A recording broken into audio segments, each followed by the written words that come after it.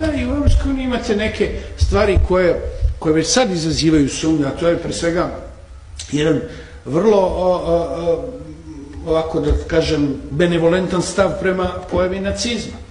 Ako vi imate u državama, baltičkim državama, da vam danas marširaju naslednici neonacističkih formacija iz Drugog svjetskog rata, a da Evropska unija kaže a to je, eto, izraz demokratije, svak može, to je dosta zabrinjavajuće. Pa ima tog nacizma i kod nas na stadionu. Pa ima isto, ali kažem, ali tamo su baš obučeni na nacističke uniforme i ako vi mislite na ovo dole u Novom Pazaru, dobro, oni su imali samo zelenu boju, ali nisu još imali baš i svastike. A ovi idu sa svastikama i marširaju sa bakljama po noći i tako dalje. To je nešto što je... Ja ću vam reći nešto što sam napisao u Politici pre godinu i po dana, pa su svi čutali, niko nije. Ideja Evropske unije je ideja nacista.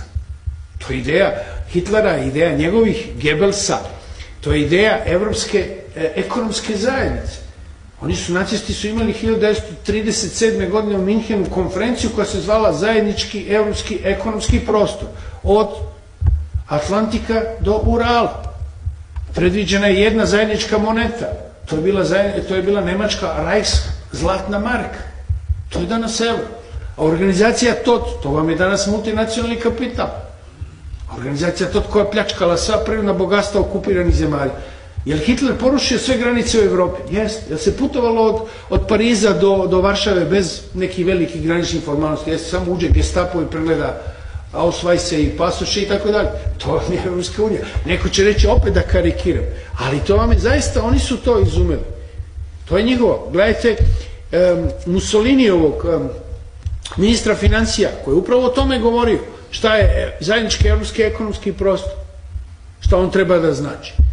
Schuman i Monet, nisu oni izmislili ideju Evropske unije. To je postalo 30. godina. Ja sam tekst taj napisao u Politici, verujte, niko nije, svi su čutali i ovi druga elitna Srbija je čutala, verovatno su proverili pa su na Google našli da je to zaista tako, ili ja to nisam ispilio iz glave niti izmislio, ali to je ta ideja Evrope.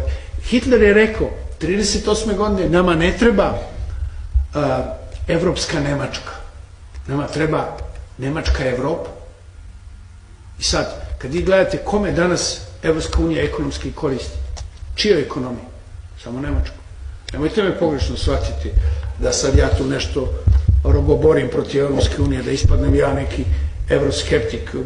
Ja sam zato da narod konačno na referendumu kaže da li je za ili nije. Mislim, to je ipak krupno pitanje. Znate, ne možete praviti tu vrstu političkih odluka. Neka narod lepo iziđe na referendum pa kaže. U Sloveniji imate referendum, bio referendum da li će radnje nedeljom prepodne biti otvorene. Nedeljom, zato što su se popovi bunili, jer kažu narod ne dolazi u crkvu, jer idu po shopping centrima. Ajmo referendum pa da vidimo da li radnje da budu otvorene. Bio referendum. Znači ja sam uvijek za to referendum.